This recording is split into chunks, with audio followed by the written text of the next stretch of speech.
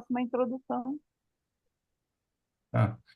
Começou a gravar. Se você quiser fazer a introdução, Boa noite a todos. Hoje, dia 7, né, de abril, vamos dar continuidade à leitura com o Davidson.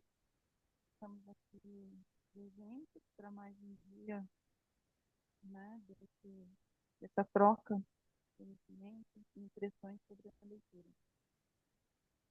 Vamos lá. bom, boa noite a todos. Continuando a leitura do livro A Profecia Celestina, de James Hetfield, na página 247, que foi a continuação, passo a ler agora. Por que estão vindo soldados? Perguntou Connor, atrás de mim, aproximando-se de onde Sanches e eu nos encontrávamos. Sinto muito, respondeu Sanches. Não sei o que pretendem. Só sei que são muitos. Apresentei os dois e contei ao padre Sanches a situação de Connor, que parecia em pânico. Preciso ir embora, ele me disse, mas não tenho motorista. O padre Paul está esperando lá fora, disse Sanches. Vai voltar para Lima imediatamente. Você pode ir de carro com ele, se desejar. Desejo, de verdade, disse Connor. Espere. E se eles encontrarem os soldados? Perguntei. Não acho que parariam o padre Paul, disse Sanches. Ele não é conhecido. Nesse instante, Júlia voltou à sala e viu Sanches. Os dois se abraçaram calorosamente e, mais uma vez, apresentei Connor. Enquanto eu conversava, Connor parecia ficar mais apavorado. E alguns minutos depois, Sanches o avisou de que estava na hora do padre Paul voltar. Connor saiu para pegar seus pertences no quarto e logo retornou. Sanches e Júlia o acompanharam até lá fora, mas eu me despedi dele ali mesmo e fiquei esperando na mesa. Queria pensar. Sabia que o encontro com Connor fora de algum modo significativo e que Sanches nos encontrar ali era importante, mas não conseguia entender bem por quê. Logo Júlia voltou à sala e sentou-se ao meu lado. Eu sabia que alguma coisa ia acontecer aqui, disse. Se não tivéssemos parado, não teríamos visto Sanches, nem Connor. Por falar nisso, aliás, o que foi que Connor lhe disse? Não sei bem ainda, respondi. Onde está o padre Sanches? Foi se registrar no hotel para descansar um pouco num quarto. Não dorme há 2 dias. Desviei os olhos, sabia que Sanches estava cansado. Mas a notícia de que não estaria disponível me decepcionou. Queria muito conversar com ele, para ver se ele poderia acrescentar alguma perspectiva ao que estava ocorrendo, sobretudo em relação aos soldados. Fiquei apreensivo, e parte de mim quis fugir com Connor. Júlia percebeu minha impaciência. Se acalme, disse. Relaxe e me diga o que acha. Da oitava visão, por enquanto. Olhei-a e tentei me situar. É, não sei por quê, não sei por onde começar. Que acha que a oitava visão preconiza? Voltei a pensar nela. Uma forma da gente se relacionar com outras pessoas, crianças e adultos. Dar nome aos dramas de controle e superá-los, observando as outras pessoas para lhes enviar energia. E? Ela perguntou. Concentrei-me no rosto dela e vi imediatamente onde queria chegar. Se ficamos atentos sobre com quem conversamos, conseguimos as respostas que desejamos com isso. Júlia abriu um largo sorriso. Compreendi a visão. Perguntei. Quase, ela respondeu. Porém, há mais uma coisa. Você compreende como uma pessoa pode erguer outra? Agora vai ver o que acontece num grupo, quando todos os participantes sabem interagir assim. Saí para a varanda e sentei-me numa das cadeiras de ferro fundido. Alguns minutos depois, Júlia saiu na porta e se sentou junto a mim. E se juntou a mim, desculpa. Tínhamos jantado sem pressa, sem conversar muito, e depois decidiríamos sentar-nos lá do lado de fora, ao ar da noite. 3 horas haviam passado desde que Sanches fora para o quarto, e eu começava a me sentir impaciente. Mais uma vez, quando Sanches de repente saiu e sentou conosco, fiquei aliviado. Teve alguma notícia de Will? Perguntei-lhe. Enquanto eu perguntava, ele virava a cadeira para ficar de frente para Júlia, e eu notei que ajustava cuidadosamente a posição da cadeira, de modo a ficar a uma distância igual de nós dois. Sim, disse, afinal, tive. Fez uma nova pausa e pareceu absorto, então perguntei: que soube? Vou contar a vocês tudo o que aconteceu, ele disse. Quando o padre Cal e eu retornamos à missão, esperávamos encontrar o cardeal Sebastian lá, com os militares. Esperávamos uma inquisição. Ao chegarmos, descobrimos que ele e os soldados tinham ido embora repentinamente, várias horas antes, após receberem uma mensagem. Durante todo o dia, não soube o que estava acontecendo. E aí? Ontem, recebemos a visita de um certo padre Custos, com quem acho que você se encontrou. Ele me disse que foi orientado para minha missão por Will James. Aparentemente, Will se lembrava do nome da minha missão, de sua conversa anterior com o Padre Cal, e sabia intuitivamente que íamos precisar da informação que o Padre Custos trazia. O Padre Custos tinha decidido apoiar o manuscrito. Por que Sebastian partiu tão de repente? Perguntei. Por quê? Disse Sanches. Queria apressar a execução de seus planos. A mensagem que recebeu dizia que o padre Custoso ia denunciar a intenção de Sebastian em destruir a nona visão. Sebastian a encontrou? Ainda não, mas espera encontrá-la. Acharam um outro documento indicando onde está a nona visão. Onde se acredita que esteja? Perguntou Júlia. Nas ruínas celestinas, respondeu Sanches. Onde é isso? Interroguei. Júlia me olhou. A uns 96 quilômetros daqui. É um sítio que os cientistas peruanos escavaram particularmente e sob muito segredo. Consiste em várias camadas de templos antigos, primeiro maias, depois incas. Aparentemente, as duas culturas acreditavam que havia alguma coisa especial em relação ao local. De repente, percebi que Sanches se concentrava na conversa com uma intensidade incomum. Quando eu falava, ele me focalizava totalmente, sem interromper de modo algum o olhar. Quando Júlia falava, ele mudava de posição para focalizá-la completamente. Parecia agir com muita deliberação. Perguntei-me o que fazia, e nesse exato momento fez-se um silêncio na conversa. Os dois me olharam expectantes. Que foi? Perguntei. Sanches sorriu. É sua vez de falar. Estamos, estamos conversando por turnos. Perguntei. Não, respondeu Júlia. Estamos, estamos tendo uma conversa consciente. Cada pessoa fala quando a energia passa para ela, e passou para você. Fiquei sem saber o que dizer. Sanches me olhou com simpatia. Parte da oitava visão é aprender a interagir conscientemente em grupo, mas não fique constrangido, apenas entenda o processo. Quando os membros de um grupo conversam, só um terá a ideia mais forte num determinado momento. Se, se estiverem atentos, os outros do grupo sentirão quem vai falar. E aí, conscientemente, concentram sua energia nesta pessoa, ajudando-a a externar seu pensamento com grande clareza. Então, à medida que a conversa prossegue, alguma outra pessoa terá a ideia mais poderosa e assim por diante. Se você se concentrar no que diz, sentirá quando é a sua vez de falar. A ideia virá seu pensamento. Sanches desviou os olhos para Júlia e perguntou: Que ideia lhe passou pela cabeça e você não manifestou? Tentei pensar. Eu me perguntava, disse afinal, por que o padre Sanches olhava com tanta intensidade para quem estava falando?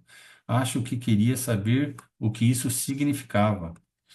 A chave para esse processo, diz Sanches, é falar na sua vez e projetar energia quando é de outra pessoa.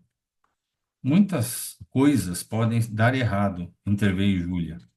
Algumas pessoas se inflamam quando estão em grupo, sentem a força de uma ideia e se manifestam. E então, como esse ímpeto de energia é muito gostoso, continuam falando, muito tempo depois que o surto de energia já devia ter passado para outra. Tentam monopolizar o grupo. Outras são contidas, e mesmo quando sentem a força de uma ideia, não se arriscam a dizê-la.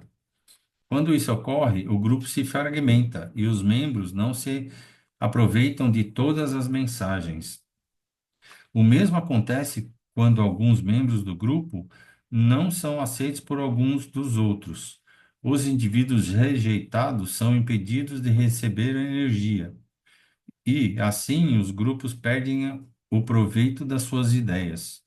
Júlia fez uma pausa e nós dois olhamos para Sanches, que tomava fôlego para falar. A maneira como se excluem as pessoas é importante, disse. Quando desgostamos de alguém ou nos sentimos ameaçados por alguém, a tendência natural é nos concentrar em alguma coisa de que não gostamos em relação à pessoa. Uma coisa que nos irrita, infelizmente, ao agirmos assim, em vez de ver a beleza interna da pessoa e passar-lhe energia, eliminamos a energia e, na verdade, a prejudicamos. Elas só sabem que se sentem, de repente, menos belas e confiantes, e isso ocorre porque consumimos a energia delas. Por isso, explicou Júlia, é que esse processo é tão importante. Os seres humanos estão envelhecendo uns aos outros lá fora num ritmo tremendo, com suas competições violentas. Mas lembre-se, acrescentou Sanches, num grupo verdadeiramente funcional, a ideia é fazer o oposto disso, é intensificar a energia e vibração de cada membro, por causa da energia mandada por seus outros, por todos os outros. Quando isso ocorre, o campo de energia individual de cada um se funde com o do outro e cria um reservatório de energia, como se o grupo fosse um só corpo, mas com muitas cabeças. Algumas vezes uma cabeça fala pelo corpo, outras vezes a outra fala. Mas num grupo funcionando assim, cada indivíduo sabe quando falar e o que dizer, pois vê verdadeiramente a vida com mais clareza. Esta é a pessoa superior de que falava a oitava visão, referindo-se ao relacionamento amoroso entre homem e uma mulher. Mas outros grupos também podem formar um. As palavras do padre Sanches me fizeram pensar de repente no padre Custódio e em Pablo. Conseguira, afinal, o jovem índio modificar o pensamento do padre, levando-o a desejar agora preservar o manuscrito? Teria Pablo conseguido fazer isto por causa do poder da oitava visão? Onde está o padre Custoso agora?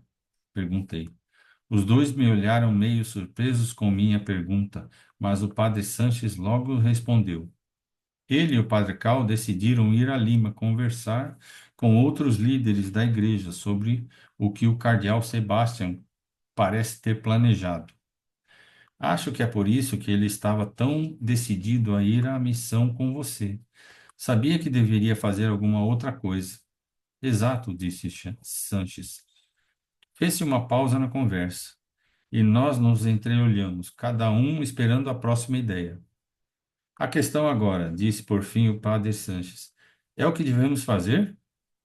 Júlia foi primeira a falar. Todo esse tempo eu tive pensamentos de que estava, de algum modo, envolvida com a nona visão. de que me apoderava dela o suficiente para fazer alguma coisa, mas não consigo ver com clareza.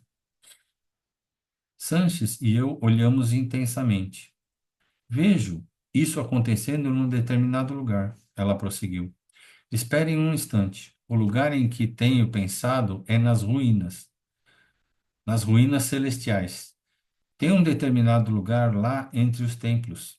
Quase tinha esquecido. É onde preciso ir. Preciso ir para as ruínas celestiais. Quando Gília terminou, tanto ela quanto Sanches desviaram o olhar para mim. Não sei, eu disse. Eu queria saber por que Sebastian e sua gente são tão contra o manuscrito. Descobri que é por temerem a ideia de uma evolução interior, mas agora não sei para onde ir. Esse soldado se aproximando, parece que Sebastian vai encontrar numa visão. Não sei. Tenho pensado que estou envolvido de algum modo na persuasão dele para não destruí-la. Parei de falar. Meus pensamentos voltaram-se mais uma vez para Dobson e depois abruptamente para a nona visão. Compreendi de repente que ela ia revelar onde iriam os seres humanos com aquela evolução. Eu vinha me perguntando como eles agiriam uns com os outros em consequência do manuscrito. E a pergunta foi respondida, com a oitava visão. E agora, a pergunta lógica seguinte era: aonde vai levar isso tudo? Como vai mudar a sociedade humana? Tinha que ser esse conteúdo na nona visão? Eu sabia de alguma forma que esse conhecimento também não poderia ser usado para aliviar os temores de Sebastian sobre a evolução da consciência, se ele escutasse. Ainda acho que o cardeal Sebastian pode ser convencido a apoiar o manuscrito. Eu disse com convicção. Você se vê convencendo-o? Me perguntou Sanches. Não, não exatamente. Estou com outra pessoa que pode sensibilizá-lo, alguém que conhece e pode falar no nível dele. Quando eu disse isso, Júlia e eu olhamos espontaneamente para o padre Sanches. Ele se esforçou para sorrir e disse com resignação: o cardeal Sebastian e eu evitamos um confronto sobre o manuscrito durante longo tempo. Ele sempre foi meu superior, me considerava seu protegido, e tenho de admitir que eu o respeitava. Mas acho que eu sempre soube que chegaríamos a isto. A primeira vez que você falou nisto, eu sabia que a tarefa de convencê-lo era minha. Toda a minha vida me preparou para isso. Ele olhou intensamente para a Júlia e para mim, e depois continuou. Minha mãe era uma reformadora cristã. Detestava o uso da culpa e da coerção quando evangelizava. Achava que as pessoas deviam procurar a religião por amor, não por medo.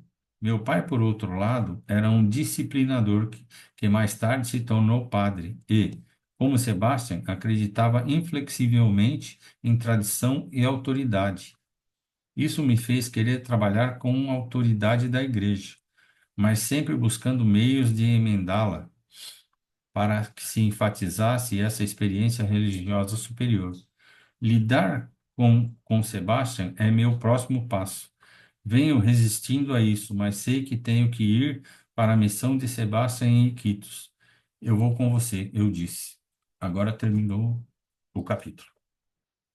Alguém tem algum comentário a fazer sobre essa leitura de agora?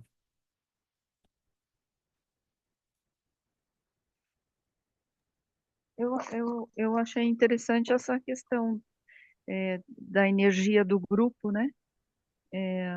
De esperar o tempo e direcionar a energia. Só me veio a questão que hoje em dia as pessoas querem muito falar, mas não querem ouvir, né? E aí, quando você está num grupo, você direcionando, olhando para a pessoa, esperando o retorno, você vê que ali no, na ideia do relato ali, da conversa deles, eles sabiam que, de alguma forma, toda energia canalizada, ou tempo de fala, de pensamento, de alguém expor alguma coisa, né, poderia levá-los a, eu senti isso, né, a, a resolver, a decidir o melhor caminho para todos esses impasses, né, que eles estão vivendo ali, de, de buscar na visão, de encontrar o fio, de tentar é, entender a atitude do cardeal Sebastian, né, porque eles estão meio perdidos no que Sim. fazer. Eu estou entendendo assim, né? Eu não sei se é assim que vocês veem também. Eu também percebi mais ou menos isso aí, que as pessoas, de acordo com a oitava visão, né, ela, quando tem um grupo reunido, cada um que tem o conhecimento, que faz uma conversa consciente, aguarda o outro falar, não vai interrompendo como um grupo comum, né? Num grupo comum, todo mundo fala ao mesmo tempo, e não é o que acontece ali.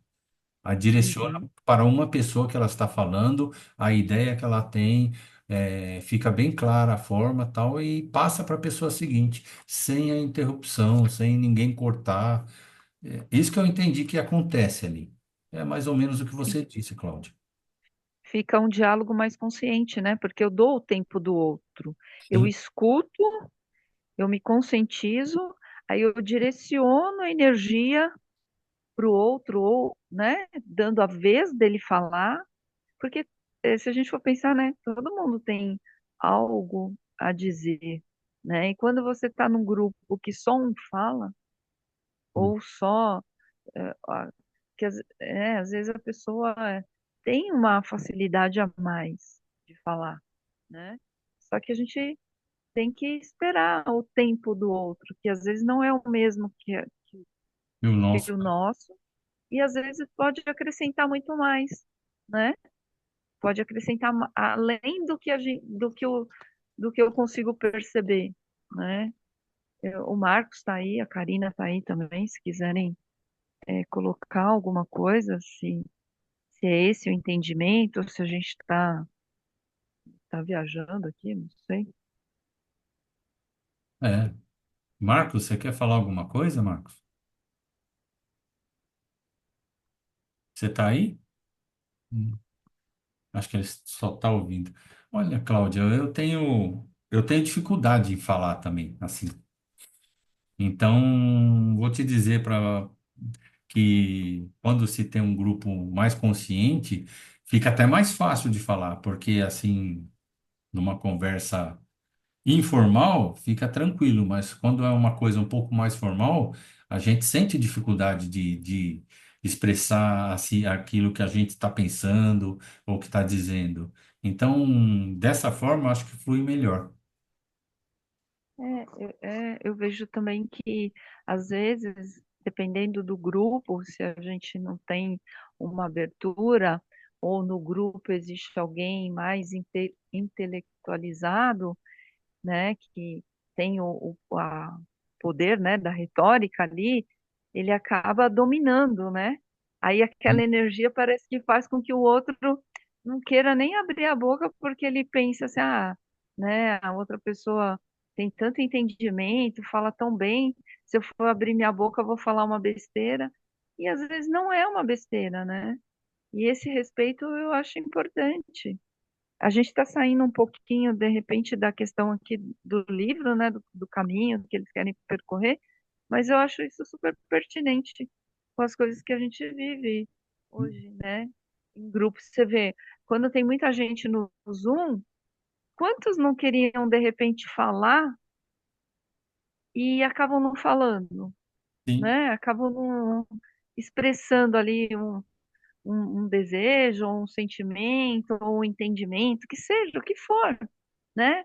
E principalmente quando tem um grupo, né? Às vezes você abre uma tela, tem 20, 30 pessoas, aí aquele pensa ou comunga daquele mesmo entendimento ali, né? Daquela mesma situação, mas ele guarda porque se ele falar, o outro falar, o outro falar, o outro falar, o outro falar, fica complicado, né?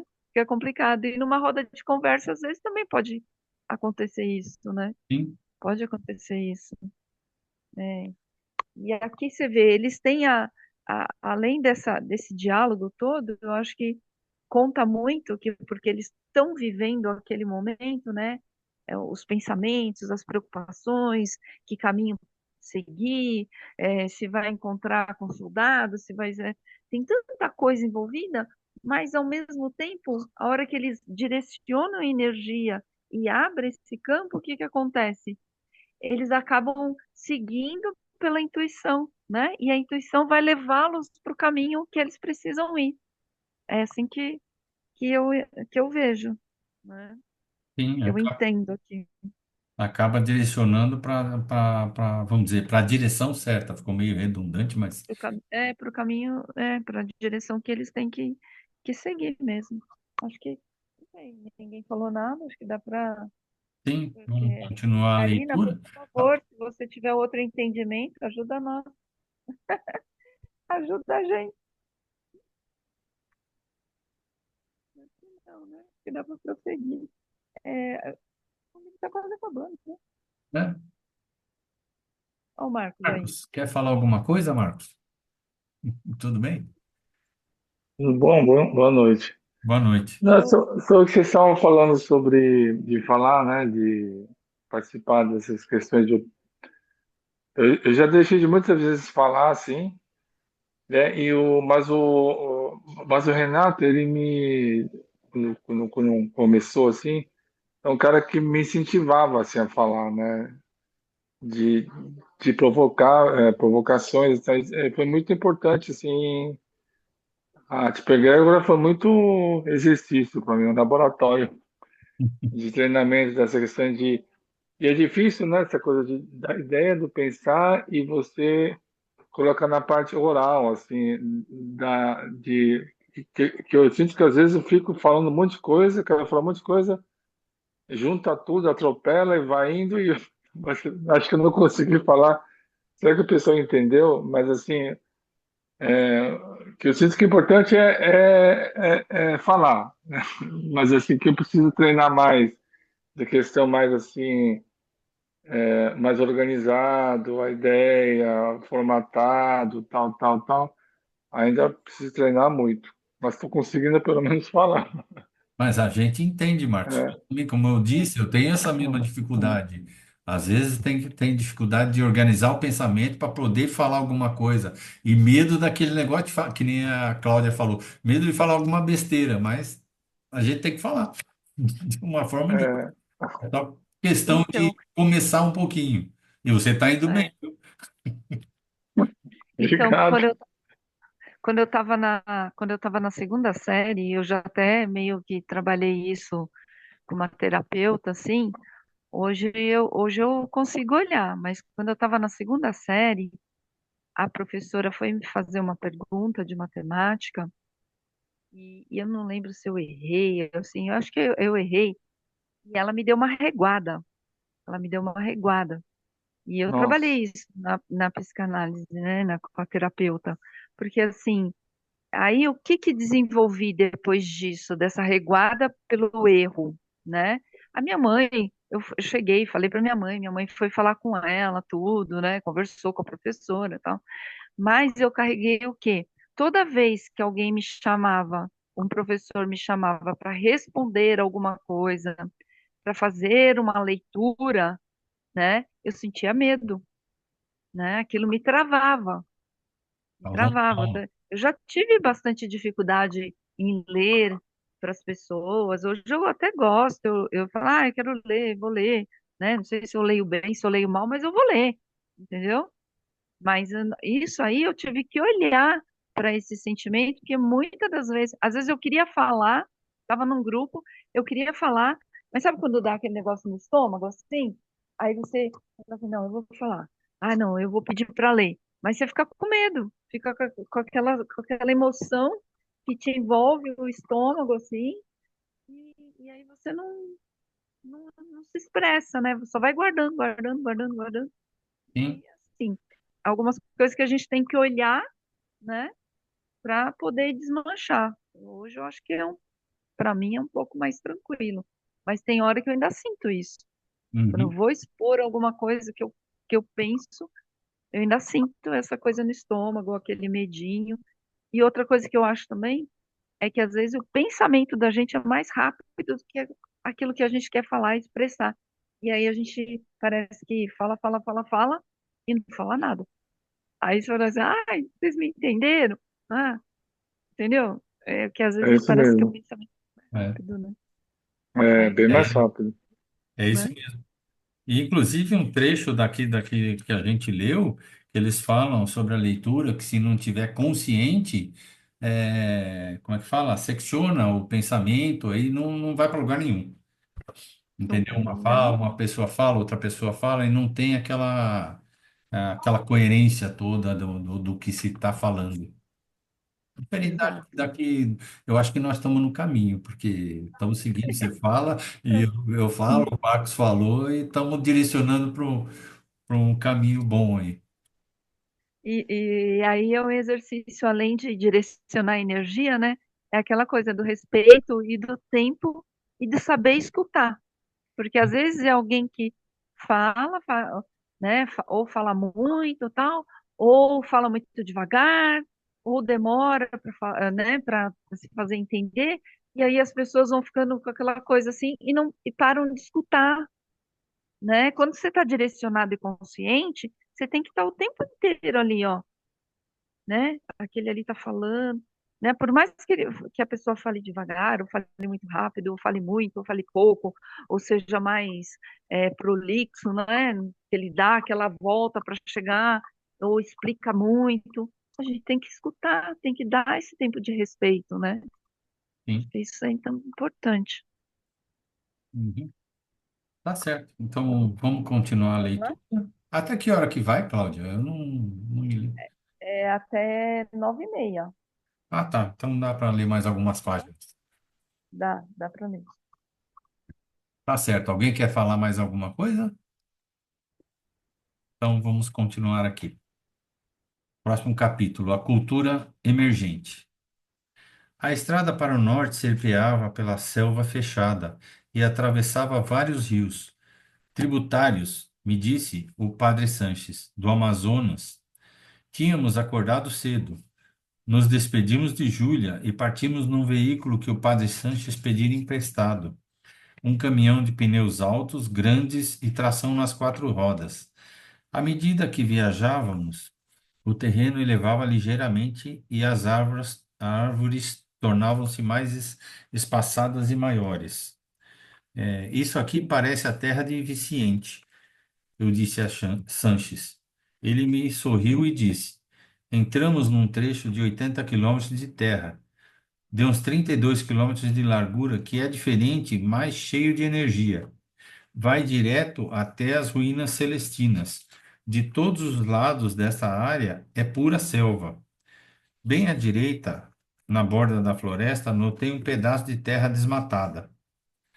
O que é aquilo? Perguntei, apontando. Aquilo, ele respondeu, é a noção de desenvolvimento agrícola do governo.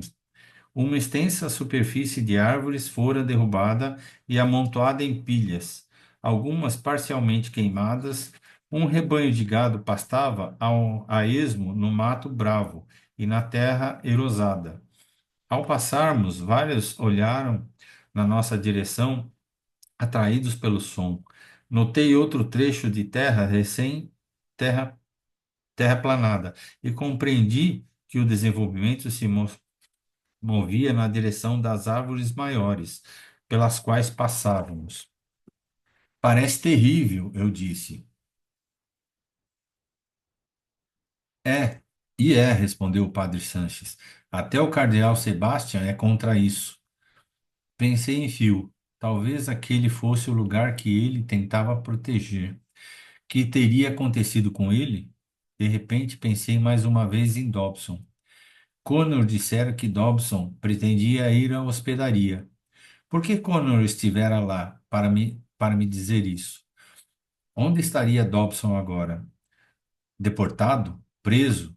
Não escapou à minha atenção o fato de que eu percebera espontaneamente uma imagem de Dobson associada à de Phil. A que distância fica a missão de Sebastian? Perguntei. Cerca de 1 hora daqui, respondeu Sanches. Como se sente? Que quer dizer? Quero dizer como está seu nível de energia. Acho que alto, respondi. Muita beleza aqui. Que acho do que conversamos à noite? Que achou do que conversamos a noite passada? Perguntou. Surpreendente. Entendeu o que estava acontecendo? Você quer dizer o modo como as ideias borbulhavam em cada um de nós e em momentos diferentes? Sim, mas o sentido maior daquilo? Não sei. Bem, tenho pensado nisso. Esse modo de se relacionar consciente, em que cada um tenta, antes de estimular o melhor dos outros que dominá-los, né? Cada um tenta estimular o melhor dos outros do que dominá-los. É uma postura que toda a raça humana vai acabar adotando. Pense como o nível de energia e o ritmo de evolução se intensificarão então. Certo, eu disse. Tenho me perguntado como a cultura humana se modificará quanto ao nível global de energia aumentar. Ele me olhou como se eu tivesse acertado a pergunta exata. É isso que eu também quero saber, disse. Nós nos olhamos por um instante e eu soube que ambos esperávamos quem teria a próxima ideia. Por fim, ele disse: a resposta a esta pergunta tem de estar na nona visão. Ela deve explicar o que acontecerá se a cultura progredir. É o que acho, eu disse. Sanches reduziu a velocidade do caminhão. Nós nos aproximávamos de um entroncamento e ele parecia indeciso sobre a estrada a tomar. Nós vamos a algum lugar perto de São Luís? Perguntei. Ele me olhou diretamente nos olhos. Só se virarmos à esquerda nesse entroncamento. Por quê? Connor me disse que Dobson planejava passar por São Luís em seu trajeto para a hospedaria. Acho que isso era uma mensagem. Continuamos a nos olhar. Você já está diminuindo a velocidade nesse entroncamento, eu disse. Por quê? Ele deu de ombros. Não sei. A estrada mais à direita para Iquitos é direto em frente. Apenas me senti hesitante por algum motivo. Um arrepio me correu pelo corpo. Sanches ergueu uma sobrancelha e sorriu com malícia. Acho que é melhor irmos por São Luís, hein? Balancei a cabeça e senti um surto de energia. Sabia que a parada na hospedaria e o contato com Conan ad- adquiriram cada vez mais sentido. Quando Sanches virou à esquerda e seguiu para São Luís, olhei para o acostamento da estrada esperançoso. Passaram-se 30 ou 40 minutos e nada aconteceu. Atravessamos São Luís e ainda assim nada, digo, de nota ocorreu. Então, de repente, uma buzina soou e nos viramos e vimos um jipe prateado roncando atrás de nós. O motorista acenava freneticamente, parecia conhecido. É Phil, exclamei. Saímos para o acostamento e Phil saltou e correu para o meu lado do caminhão, segurando minha mão e cumprimentando Sanches com a cabeça. Não sei o que vocês estão fazendo aqui, disse, mas a estrada à frente está cheia de soldados. É melhor vocês voltarem e esperarem conosco. Como soubes que víamos? Não soube, ele disse. Simplesmente ergui os olhos e vi vocês passando. Estávamos 1,5 quilômetros atrás. Olhou em volta um segundo e disse: é melhor a gente sair dessa estrada. Nós o seguimos, disse o padre Sanches. Seguimos fio e fez a curva com seu jipe e voltou por onde tínhamos vindo. Virou para leste em outra estrada e parou rápido. Detrás de um grupo de árvores saiu outro homem para receber o veículo. Não pude acreditar em minha visão. Era Dobson. Saltei do caminhão e fui até ele, que ficou igualmente surpreso e me abraçou calorosamente. É maravilhoso ver você, ele disse. O mesmo digo eu, respondi. Pensei que tivessem atirado em você. Dobson me deu um tapinha nas costas e disse: não, acho que entrei em pânico. Apenas me detiveram. Mais tarde, algumas autoridades simpáticas ao manuscrito me soltaram. Estou correndo desde então. Fez uma pausa, sorrindo para mim. Fico feliz que você esteja bem.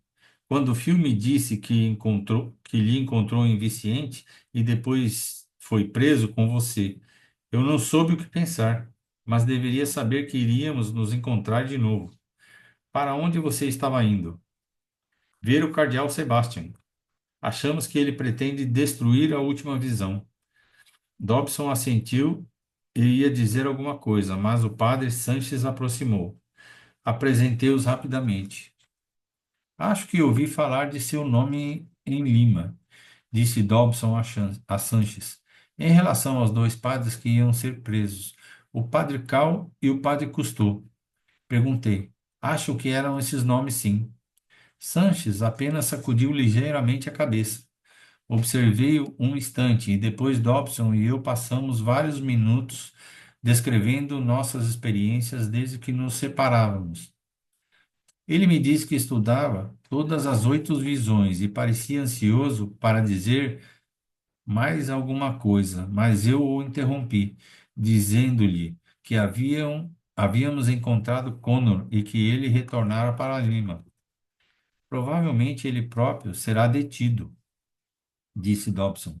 Lamento não ter chegado na hospedaria a tempo, mas queria vir a São Luís primeiro, para encontrar outro cientista. Na verdade, não pude encontrá-lo, mas encontrei com Phil e...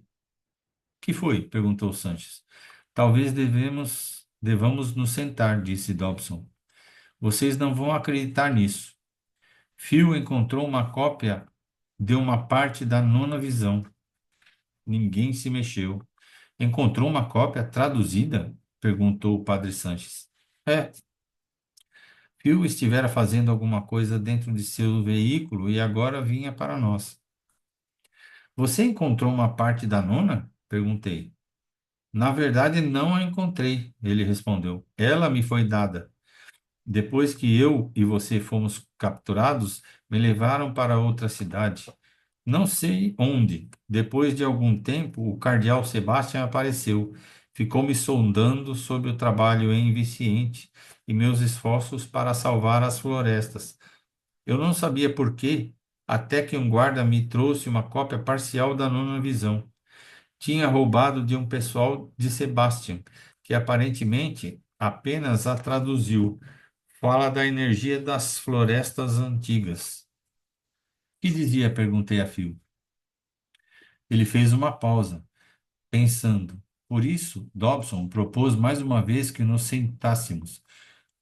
Levou-nos a um local onde se estendera um oleado no centro de uma meia clareira. O lugar era lindo. Uma dúzia de árvores grandes formava um círculo de uns 9 metros de diâmetro. Dentro do círculo havia arbustos tropicais altamente aromáticos e samambaias de galhos esgalhados, do verde mais brilhante que eu já vira. Sentamo-nos em frente ao outro. Então Dobson olhou para Sanches e para mim e disse: A nona visão explica como a cultura humana vai mudar no próximo milênio, em consequência da evolução consciente. Descreve um modo de vida significativamente diferente. Por exemplo, o manuscrito prediz que nós, humanos, vamos reduzir voluntariamente nossa população para que todos possam viver em lugares mais poderosos e belos na Terra. Mas, admiravelmente, muito mais dessas áreas existirão no futuro, porque intencionalmente não abateremos as florestas para que possam amadurecer e criar energia, desculpa. Segundo a nona visão, em meados do próximo milênio, ele continuou, os seres humanos irão viver tipicamente em meio às árvores de 500 anos e jardins cuidadosamente zelados, mas a pouca distância de viagem de uma área de magia tecnológica incrível. Por esta época, os meios de sobrevivência, alimentação, vestuário e transporte serão totalmente automatizados e estarão à disposição de todos. Nossas necessidades serão todas satisfeitas sem troca de qualquer moeda, embora também sem nenhum exagero de indulgência ou preguiça. Orientados por suas intuições, todo mundo saberá com precisão o que fazer e quando fazer, e isso se ajustará harmoniosamente às ações de outros. Ninguém consumirá em excesso, pois teremos abandonado a ideia de posse e domínio para ter segurança. No próximo milênio, a vida terá se tornado outra coisa. Segundo o manuscrito, ele prosseguiu.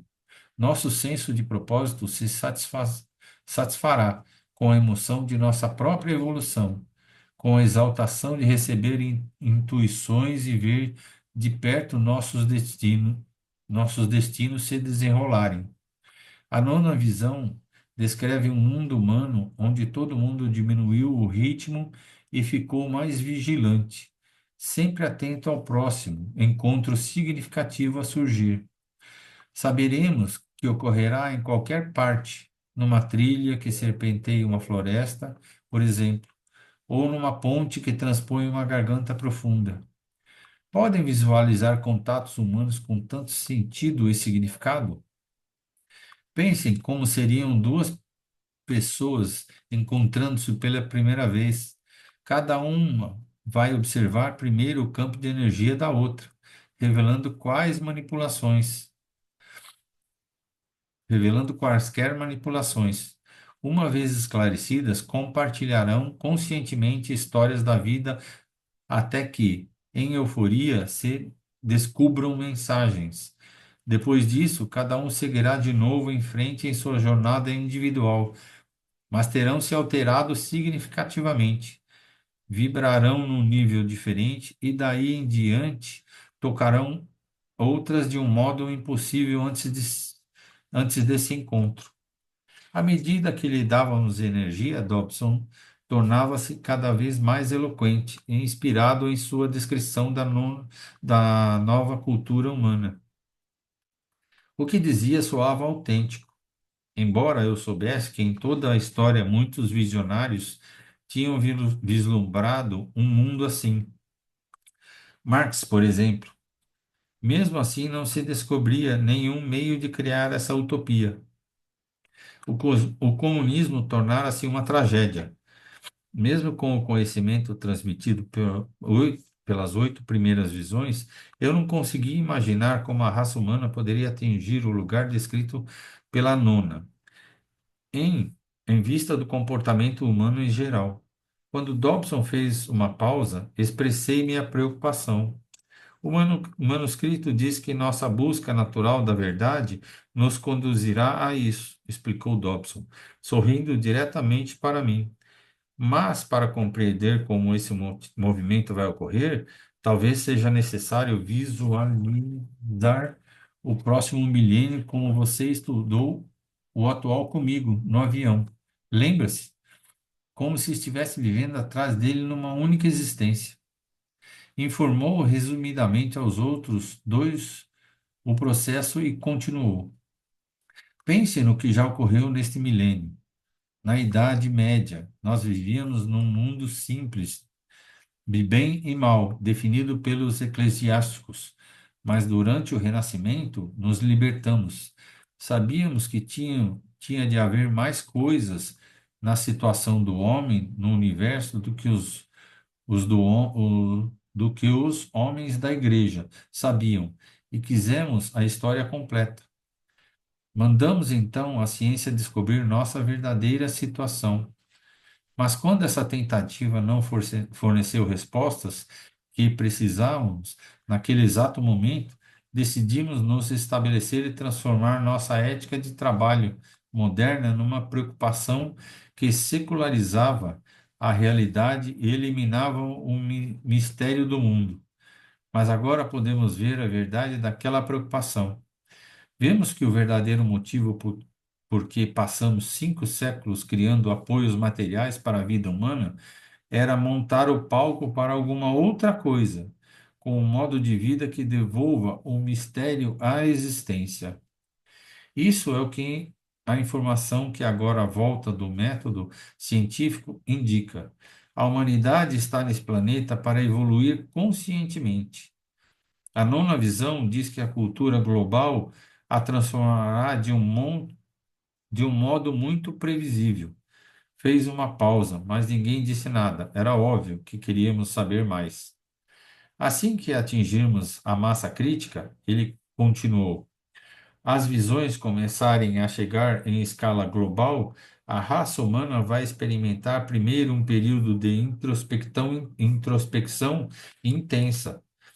Compreenderemos como o mundo é, na verdade, belo espiritual. Veremos árvores, rios, montanhas como templos de grande força a serem preservados com reverência e admiração. Exigiremos o fim de qualquer atividade econômica que ameace esse tesouro. E os mais próximos a esta situação encontrarão soluções alternativas para o problema da poluição, pois alguém intuirá essas alternativas ao buscar a sua própria evolução. Isso será parte da primeira grande mudança a ocorrer, continuou, que vai provocar uma sensacional movimentação de indivíduos de uma ocupação para outra, porque quando as pessoas começarem a ter intuições claras sobre quem elas realmente são e o que devem fazer, muitas vezes descobrem que estão no trabalho errado e têm de pular para outro tipo de trabalho, a fim de continuarem a crescer. O manuscrito diz que durante esse período, algumas pessoas trocarão algumas vezes de carreiras em muitos momentos de suas vidas. A mudança cultural seguinte será uma automação da produção de bens. Para as pessoas que estão fazendo a automação, os técnicos, isso parecerá uma necessidade para fazer a economia funcionar com mais eficiência. Mas à medida que as suas intuições se tornem mais claras, verão que o que a automação faz, na verdade, é aumentar o tempo livre de todos, para que possam tentar outras coisas. O resto de nós, enquanto isso, estará seguindo suas próprias intuições, dentro das ocupações que escolheram, querendo ter ainda mais desse tempo livre. Compreenderemos que, na verdade, que temos que dizer que as coisas que temos que fazer são demasiado únicas para que se adaptarem a um ambiente de trabalho comum. Portanto, descobriremos meios de reduzir nossas horas de trabalho para buscarmos nossa própria verdade. Duas ou três pessoas assumirão o que antes era um emprego de horário integral. Essa tendência tornará mais fácil aos deslocados pela automação encontrar pelo menos empregos de meio horário. E quanto ao dinheiro? Perguntei. Não posso acreditar que as pessoas vão reduzir suas rendas por vontade própria. Ah, não teremos, disse Dobson. O manuscrito diz que nossas rendas continuarão estáveis por causa das pessoas que nos pagarão pelas intuições que proporcionamos. Eu quase ri. Como? Ele sorriu e olhou diretamente para mim. O manuscrito diz, à medida que descobrimos mais coisas sobre a dinâmica da energia do universo, veremos o que acontece de fato quando damos alguma coisa a alguém. Hoje, a única ideia espiritual sobre dar é o mesquinho conceito do dízimo religioso. Desviou o olhar para o Padre Sanches.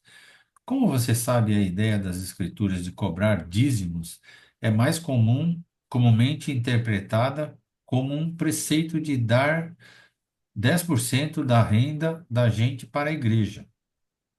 A ideia por trás disso é que devemos que o que dermos será devolvido muitas vezes. Mas a nova visão explica que dar é, na verdade, um princípio de ajuda, não apenas para as igrejas, mas para todos. Quando damos, recebemos em troca, pela forma como a energia interage no universo. Lembre-se que, quando projetamos energia em alguém, Isso cria um vazio em nós, mesmo que, se estamos ligados, se enche mais uma vez. O dinheiro funciona exatamente da mesma maneira. A nona visão diz que assim que começarmos a dar constantemente, teremos sempre mais dinheiro entrando para dar. Nossas doações, prosseguiu, devem ir para as pessoas que nos deram verdade espiritual. Quando as pessoas entrarem em nossas vidas na hora exata e para nos dar as respostas que precisamos, devemos lhes dar dinheiro? É assim que começamos a complementar nossas rendas, né, e aliviar as ocupações que nos limitam. Quanto mais pessoas estiverem empenhadas nessa economia espiritual, começamos uma verdadeira mudança para a cultura do próximo milênio. Teremos passado do estágio de evoluir para a ocupação certa e estaremos entrando no estágio de sermos pagos por evoluirmos. Livremente oferecemos nossa verdade única aos outros. Olhei para Ô, Sanches. Davidson, Oi. é, só dá um tempinho aí, porque assim, de tudo que você leu nesse trecho, assim, É, uau, né? é, Nossa Senhora, é nós muita vamos, coisa.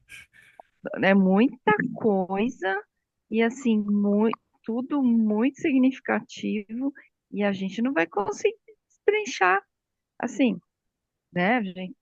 A gente tem as nossas percepções, assim, vou falar por mim, né? Mas assim, tem muita coisa que teríamos até que reler, porque assim, pensar nesse novo milênio que nós já estamos, né? Não estamos na metade, estamos no começo, né? Sim. Mas, meu, olha quanta coisa. Uau! Uau! Aí tem coisa que você vai pensar assim, não, isso aqui não vai acontecer, não. Ou, se for chegar nesse estágio aqui, muita coisa ainda vai acontecer. Eu não sei o que que a gente vai ver, porque assim, como eles citam aqui num trecho, o mundo está numa decadência que você fala assim, É, nossa, para chegar nesse nível, ainda falta muito. eu, Eu, eu, eu tenho essa fase que ele fala das carreiras, né? Que eu sou arquiteto, né? E a arquitetura, a engenharia detona muito a natureza, assim. Ela é muito feroz e perverso. E um comentário aqui de uma amiga da Júlia veio aqui em casa, né? A Júlia que trouxe uma amiguinha. E a gente mora na mesma lagoa, assim, né? Na mesma lagoa. Aí ela comentou assim, não, a gente levou no trecho que a gente mora, na lagoa. Nossa, aqui esse trecho de vocês é bem limpinho, né? E ela mora mais para cima, assim. Água limpinha, areia branquinha. Onde eu moro, que é a mesma lagoa, é preto, é sujo. Eu acho que lá não dá para entrar, não. Mas aqui parece que dá para entrar. E aí a mesma água, né? A mesma água que vai lá pro mar, né? Que as pessoas se banham. Que é que a gente está assim, que até um amigo que mora aqui há muito tempo falou assim, ó, daqui a 10 anos isso aqui já era, né? A questão de limpeza, de poder se banhar. Então, é uma coisa que a gente não consegue entender, assim, como é que vai lá, né, que nem Balneário Camboriú, é sempre impróprio, assim, né, quando vai de alta temporada, mas são imóveis luxuosos, lá tem a fama, né, a Aham. cidade super rica e tal, mas não consegue se banhar, assim, porque é imprópria. Tá lá o mar, mas dá, né, mas é bem arriscado deu uma crise de virose brava aqui, em todas as praias aqui, né. Aqui não, porque por enquanto é, não deu um boom, boom imobiliário que vai estar tendo um boom imobiliário, vários loteamentos, tal, né? Então, como é que destrói o seu próprio lazer, né? Essa coisa da natureza é um pensamento muito louco isso do ser humano, é muito estranho, muito. E aí, eu tenho muita gente que está aqui tem um rolo de verão, né? Porque os caras vêm turista, lixo, som JBL, É, e é uma briga constante, né, de lixo e tal, é uma loucura aqui. Aí quando acaba o verão dá um alívio. E a questão da arquitetura também, né? Eu não consigo mais, nessa questão tradicional, né? Ela detona muito, assim, a terraplenagem, corte, né? Eu, quando fui no Japão, que eu aprendi lá que o concreto, que é o cimento, areia, pedra e tal, era detona a natureza, né? Ela vai tirando, né? E a árvore não. A árvore tira, corta, mas ela nasce de novo, né? E a areia não nasce de novo, né? A pedra não nasce de novo, vai cavando, vai ficando buraco ali. Então, é um conceito que mudou muito ali. Eu trabalhei depois, mas é muito pisando em ovos, assim, né? Do meu jeito, assim, que é muita coisa que não concordo, né? E aí eu fui ver na, na Escola da Jura, que é o Instituto Federal aqui, tem um curso de meio ambiente. Eu estava pensando em fazer o meio ambiente, né? A hum, meio ambiente, gestão ambiental, né? Aí eu fui assistir uma palestra que era licença ambiental, sobre licença, até a professora me chamou, você não quer assistir aqui e tal. Aí começaram a falar uns problemas sobre APP, preservação, não sei o quê. E eu trabalhei ajudei a mapear o loteamento clandestino no Guarapiranga e do Binis, na época foi em 92. uhum, E a questão de loteamento clandestino é feroz, e isso que São Paulo cresceu e cresce assim, né? Ela cresce clandestinamente, depois vira oficial. E estavam falando a mesma coisa, e aqui também tem, né? Aqui também falam a mesma coisa, e São Paulo continua falando a mesma coisa, né?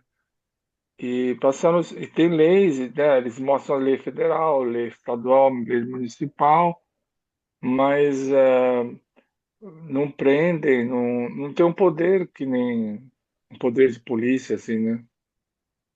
E aí entendi. dá uma desanimada, tá? Dá uma, como é difícil, né? Essa decadência, assim, né? Como é que vou lá e eu vou virar gestor que menos mal do que ser arquiteto, né? Aí hoje eu tava indo embora, pegando o carro, aí o pessoal do meio ambiente, o pessoal da gestão vi. Só que não pode confrontar com o engenheiro, não pode confrontar com o engenheiro. Negócio assim, o meio Hum. ambiente brigando com o pessoal da engenharia. Um negócio É, assim de. Enfim, mas é isso. tem muita destruição na arquitetura, destrói o meio ambiente, mas eu acho que, como o livro falou, vai ser uma questão de consciência das pessoas. As pessoas vão começar a se conscientizar e vão começar a caminhar para o lado correto, não destruindo mais florestas, mas isso é da consciência de cada um. E até chegar no poder público, eu acho que ainda demora um bocadinho de tempo. Não sei. É, É, a Karina pôs aqui, ó. Vejo melhor nas pessoas intencionalmente um exercício. Ao conversar com alguém, tentei visualizar o eu superior dela. Imagine que há uma luz por trás das palavras, algo mais profundo querendo se expressar. Ela colocou aqui mais é, também relacionado a outro trecho, mas aí, mediante aqui esse trecho, que a gente comece a olhar com outros olhos tudo mesmo, né? Porque as coisas realmente estão assustadoras, mas se a gente não começar a olhar com os bons olhos e tentar interiormente, conscientemente estar bem, né?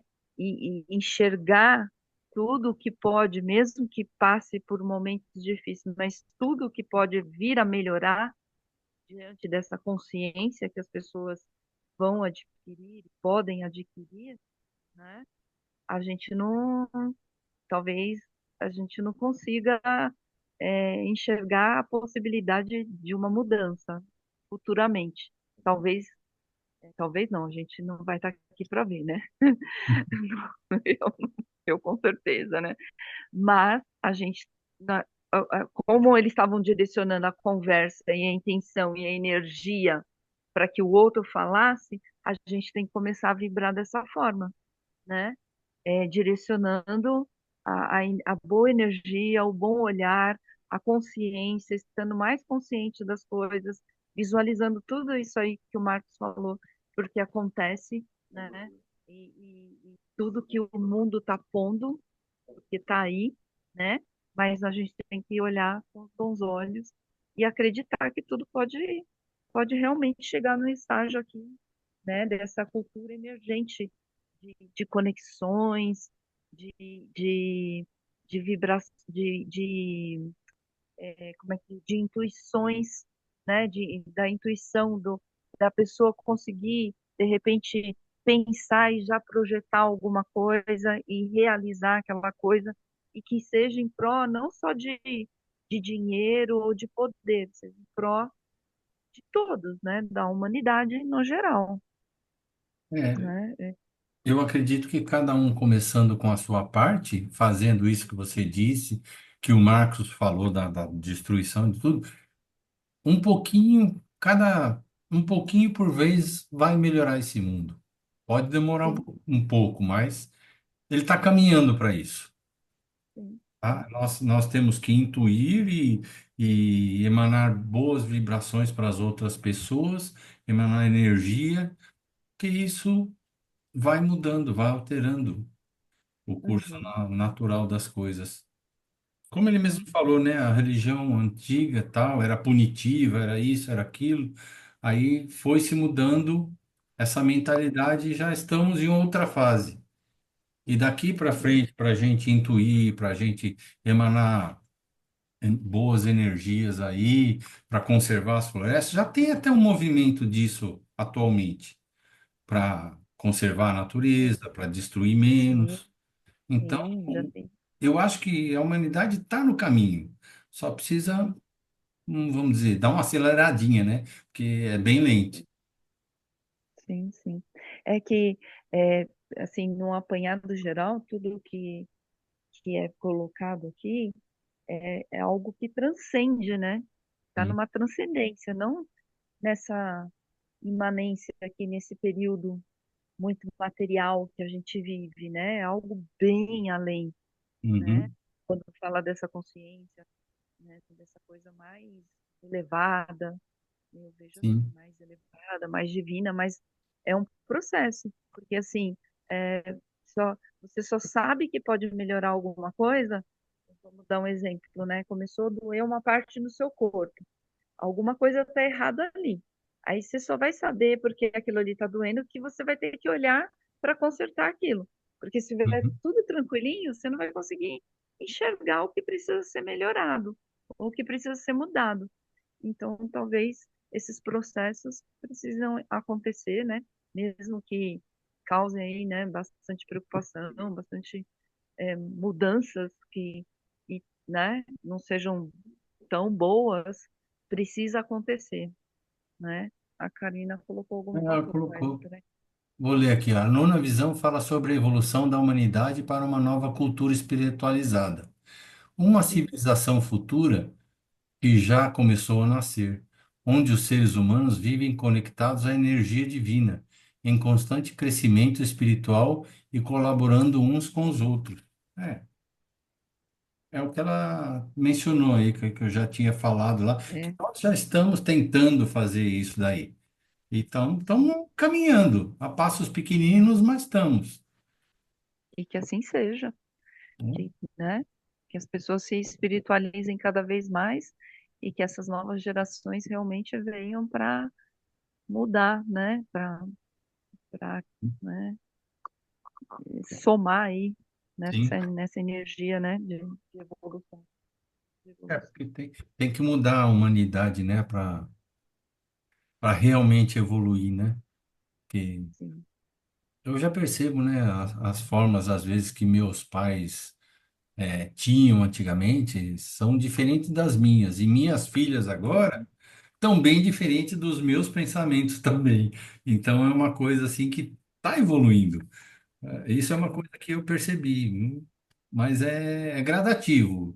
E não é de uma hora para outra, é uma coisa assim mais lenta. É, Mas isso que mesmo. ela tá vindo. A evolução aí. Ela sempre esteve, né?